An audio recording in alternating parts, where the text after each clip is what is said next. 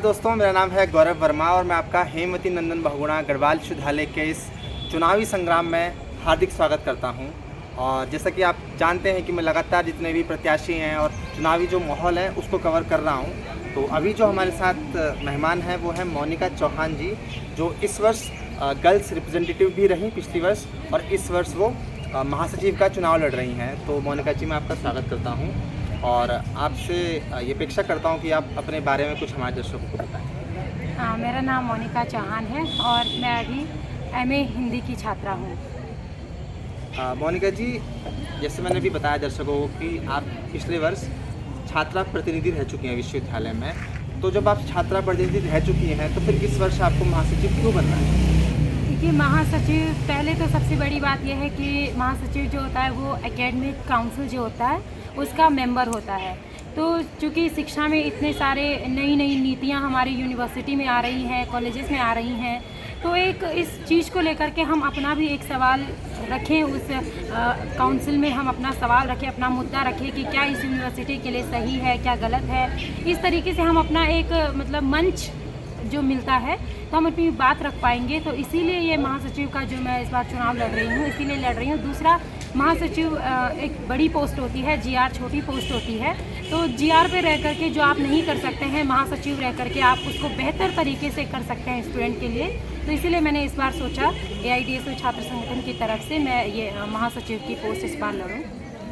जो पिछली बार आपका कार्यकाल रहा एज ए GR और जो आपकी स्टूडेंट पार्टी है या ऑर्गेनाइजेशन है AIDSO, तो उन्होंने इस विश्वविद्यालय में क्या क्या कार्य किए गए उनके द्वारा? देखिए, सबसे पहले छात्रा प्रतिनिधि होने के नाते मेरी सबसे पहले डिमांड यही थी कि गर्ल्स कॉमन रूम एक विश्वविद्यालय में होना चाहिए, तो जो कि अभी उस पर काम चल ही रहा है और लगभग एक हफ्ते में वो बनकर तैयार भी हो जाएगा।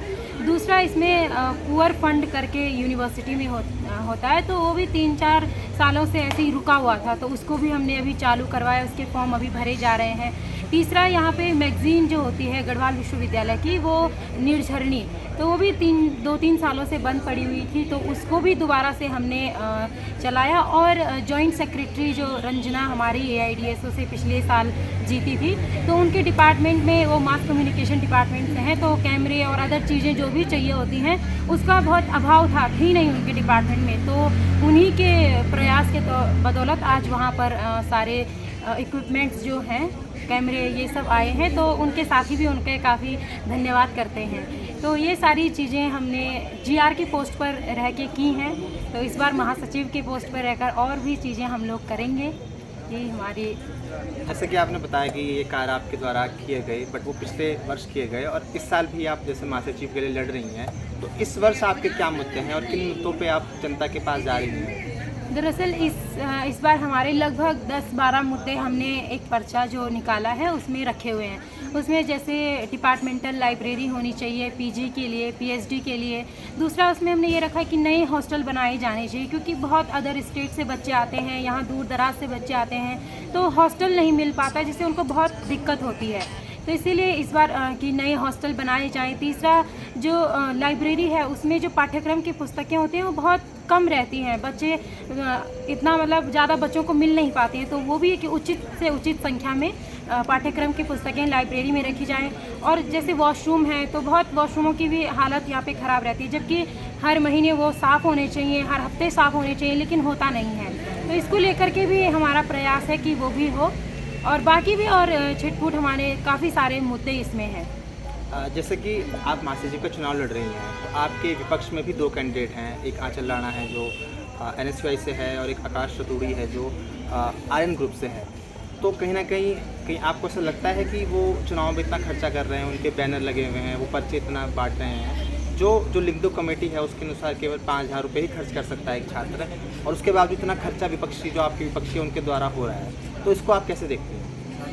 देखिए, इसको हम इस तरीके से देखते हैं कि चूँकि लिंगदो में ये नहीं है, अलाउ नहीं है, प्रिंटिंग कुछ भी अलाउ स्टूडेंट इलेक्शन में नहीं है।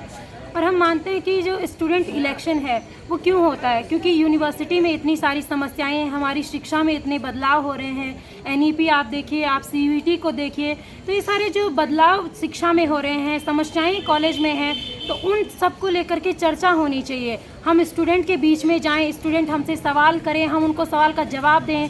तो इस तरीके का जो माहौल स्टूडेंट इलेक्शन जो होता है उसका होगा, तो मुझे लगता है कि यूनिवर्सिटी का ही स्तर बेहतर नहीं होगा, बल्कि जो स्टूडेंट हैं उनका भी स्तर बेहतर होगा। क्योंकि सिर्फ अगर एक समोसे के लिए या थोड़ी सी पार्टी के लिए हम उनका स्तर जो गिरा रहे हैं वो भी सही नहीं है। तो हमको स्टूडेंट का भी स्तर बनाना है और इस यूनिवर्सिटी का भी स्तर बनाना है। तो इसी नज़रिए से हम इस स्टूडेंट इलेक्शन को देखते हैं। और जैसे कि आपके 2 अपोनेंट हैं, वो भी बड़ी मेहनत कर रहे हैं, तो अपोनेंट के बारे में क्या कहना है? देखिए, जो जैसे छात्र संघ चुनाव होता है, कोई भी चुनाव होता है, तो उसमें कोई एक उठे, दूसरा उठे, ये तो एक डेमोक्रेटिक मतलब राइट है कि कोई भी उसमें उठ सकता है। और हम भी ऐसा मानते हैं कि कितने भी मतलब उठ सकते हैं, जो बेहतर यूनिवर्सिटी के लिए सोचते हैं उठ सकते हैं ज़रूर, लेकिन वो एक बेहतर माहौल के लिए वास्तव में प्रयास कर रहे हों, ये भी देखना ज़रूरी होता है। कि बहुत सारे उठेंगे, लेकिन आपको जो सबसे बेस्ट जो आपको लगता है कि ये काम कर सकते हैं, शिक्षा के मुद्दों को लेकर, यूनिवर्सिटी के मुद्दों को लेकर काम कर सकते हैं, तो ज़रूरी है कि आप उसे ही चुनें। उठने के लिए काफ़ी उठ सकते हैं, लड़ सकते हैं। जैसे लगातार मैं देखता आया हूँ कि जितने भी AIDSO है या जो अदर लेफ्ट वाले जो जितने भी विंग हैं, वो CUT का विरोध करते हैं। क्या रीज़न है CUT का विरोध करने का? देखिए, CUT समझने से पहले हमें तो सबसे पहले शिक्षा का जो प्राइवेटाइजेशन है, शिक्षा का कमर्शलाइजेशन है, शिक्षा का सेंट्रलाइजेशन है, ये चीज़ें जब तक हम नहीं पढ़ेंगे तब तक ये हम मतलब ढंग से नहीं समझ सकते हैं कि CUT क्या है और NEP क्या है। ये दोनों ही चीज़ें हैं, क्योंकि CUT NEP का ही पार्ट है। तो जब तक हम इन चीज़ों को नहीं पढ़ेंगे तब तक हम CUT और NEP को भी बेहतर तरीके से नहीं जान सकते हैं। लेकिन फिर भी जो मतलब इसमें चीज़ है कि क्यों हम इसका विरोध कर रहे हैं, क्योंकि इस बार गढ़वाल विश्वविद्यालय में लगभग 8,000 UG के 8,000 में से लगभग 3,000 सीटें खाली रह गई हैं। तो अभी हालांकि मेरिट बेस्ड एडमिशन शुरू हुई, लेकिन वो 24 दिन के धरने के जो हमने पिछली बार किया छात्र संघ की तरफ से, तो उस धरने के बाद मेरिट बेस्ड एडमिशन जो हुए शुरू हुए। लेकिन इससे इस तरीके से जो बच्चों का नुकसान हुआ है, इतनी फ़ीस उन्होंने भरी, मतलब 1,000 रुपये, 1,700, 1,500 इस CUT के लिए फ़ीस भरी, तब जा कर के उनके जो सेंटर है वो बरेली, मेरठ, तो आप सोचिए इतना दूर जाने में लगभग 5-7 हज़ार का खर्चा उनका आया होगा। तो एडमिशन से पहले ही जब इतना सारा खर्चा हो रहा है, तो कोई मध्यम परिवार का, गरीब परिवार का बच्चा कैसे पढ़ पाएगा? जब इतना सारा खर्चा एडमिशन से पहले हो रहा है, तो एडमिशन की भी फ़ीस भरनी है, तो नहीं पढ़ पाएगा। ये जनरल सी बात है कि वो तो छोड़ ही देंगे जब उनसे नहीं हो पाएगा। तो ये भी मैक्सिमम जब मैं अभी वीडियो बना रहा था, इससे पहले जब मैंने वीडियो बनाई, तो उसमें जो गर्ल्स हैं उनका एक आम मुद्दा है कि जो वॉशरूम है वो साफ़ नहीं रहते हैं और बड़ी दिक्कत आती है उससे गर्ल्स को।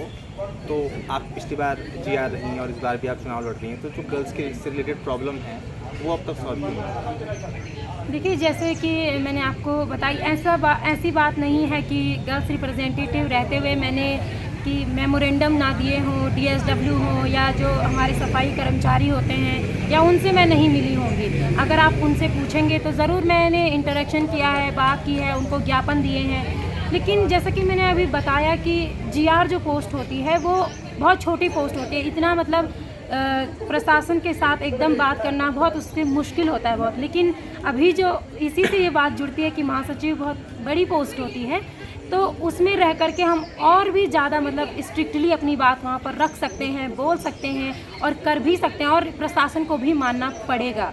तो इसीलिए मतलब ये पूरा जो है, ये पूरा ही जुड़ा हुआ मुद्दा है। तो मैं अंत में आपसे चाहूँगा कि जो कि आप महासचिव पद के लिए लड़ रही हैं, तो अगर आप कुछ अपील करना चाहती हैं दर्शकों से या यूनिवर्सिटी के स्टूडेंट से, तो आप कर सकते हैं। ठीक है, मेरी अपील सभी से यही है कि अगर हम वास्तव में चाहते हैं कि एक शैक्षणिक माहौल, एक सांस्कृतिक माहौल इस गढ़वाल विश्वविद्यालय का बने, तो आपको इसके लिए ज़रूर ऐसे ही लोगों को वोट करना है, ऐसे ही संगठन को वोट करना है जो आपको लगता है कि हाँ, ये शिक्षा के मुद्दों को लेकर बात करते हैं, यूनिवर्सिटी की समस्याओं को लेकर बात करते हैं। और दूसरा एक ये भी मेरी अपील है कि जो इतना सारा खर्चा चुनाव में होता है, इस सब का विरोध आप कीजिए, कॉमन स्टूडेंट जो है वो इसका विरोध कीजिए। क्योंकि अगर आप ये सवाल नहीं करेंगे कि इतना खर्चा, जब यहाँ रहना इतना मुश्किल हो रहा है, किराया देना, पढ़ना इतना मुश्किल हो रहा है, तो ये जितना भी खर्चा चुनाव में होता है, इसके पैसे कहाँ से आते हैं? तो ये सवाल भी आप ज़रूर स्टूडेंट से, जो आपके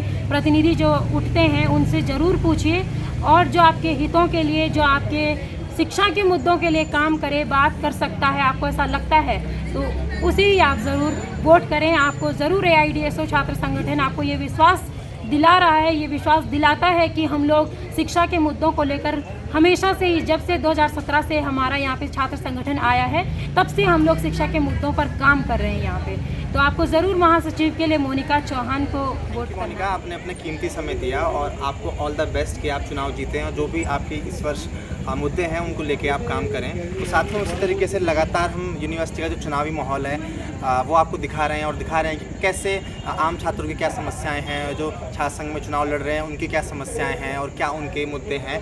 तो मेरा आपसे निवेदन रहेगा कि इस वीडियो को शेयर कीजिए और इस चैनल को सब्सक्राइब कीजिए। बहुत बहुत धन्यवाद। नमस्कार।